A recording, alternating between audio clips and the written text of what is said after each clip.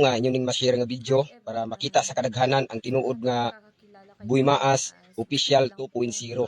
Kung balik og vlog, manghinaot lang ko nga naaghapon mo, gasuportan ako. Oo. Muna. Hi everyone! Sa lahat pong nakakakilala kay Boy Maas, gusto ko lang pong ipapaalam sa inyo na abangan nyo po ang bagong Boy Maas. Ang Boy Maas na nagba-viral before at na KMJS dahil nagpakagat ng tuko at bubuyog. So ngayon, nag-viral ulit siya kasi naghihirap siya.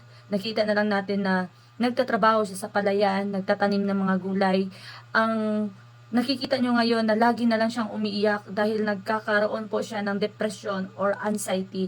So ngayon po, sa awa ng Panginoon, makikita nyo na po ang bagong Boy Maas. So abangan nyo po din sa FB page at saka sa YouTube channel niya, and syempre sa kay Girl Maas na partner ni Boy Maas. So abangan po ang new look ni Boy Maas. So Masakitan lang gyud ko nga ako bang manghod mga eskwela nga magtan-aw bitaw sa laing tao. Nga ingon sila nga vlogger imong maguwang, wala jud kapalit og sapatos. Masakitan biya ko. Bunang mo imong usang manghod nga ampo na lang ta. O mo to nga ako lang yung giampo.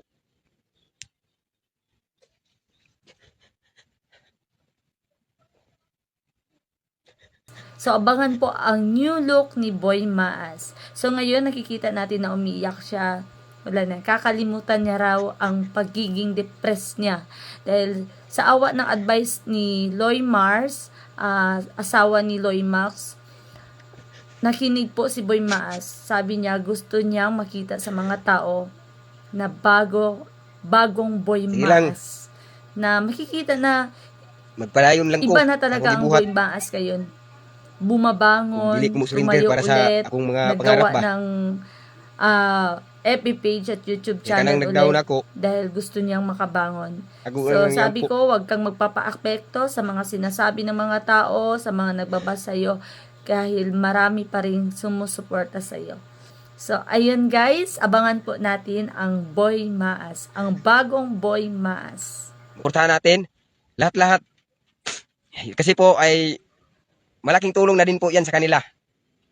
Tulad ni Dunsky, Pamaybay, o diba, si Lilibet Eden, at si Loy Max. Pakisupport din po ni Loy Max mga maas. Nadia sa Tungalon at Bang sa Mata. Tagbuhat og sundang. Din po mga maas, no, Ger Maas YouTube channel.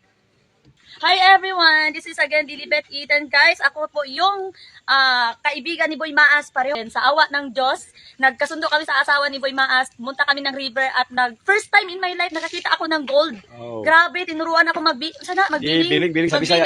Kaya Di basa, basta trabaho ni. sobrang basa po. At dito si Girl Maas, pasalamat po talaga ako. Ayan. Hi mga Girl Maas! Tinuruan galing kami sa ilog. Kami ni Madam Lilibet sa kanilang trabaho.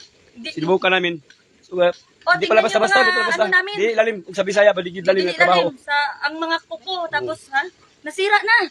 Nasira yung mga namin guys, kuko, dahil ang puti, kailangan talaga namin gaganunin para lalabas yung mga gold or ginto. So first time in my life nakakita ako ng gold nang dahil sa kanya. Kasi makikita niyo si Boy Maas, dumaan talaga siya sa depression or anxiety. Kailangan niya talaga ng mga kaibigan or kausap. So sa tulong din sa asawa ni Loy Max, siya yung kino-convince ko. Ayun si Marla. Nung nakaraan umiiyak, nung pumunta kami dito umiyak, pinupuntahan niya dito, walang kamera, hindi pa yan nag-viral ulit. Niya umiyak Lagi si Boy na Maas. pumupunta dito si Loy Max, umiiyak si Boy Maas. Ngayon, mabuti ngayon, na siya, parang, unsa na sa Tagalog, nadasig na ba siya? Nadasig na siya guys, pasensya na kayo sa hirap kami sa Mahirap Tagalog. kasi mag-Tagalog ng Nadasig siya.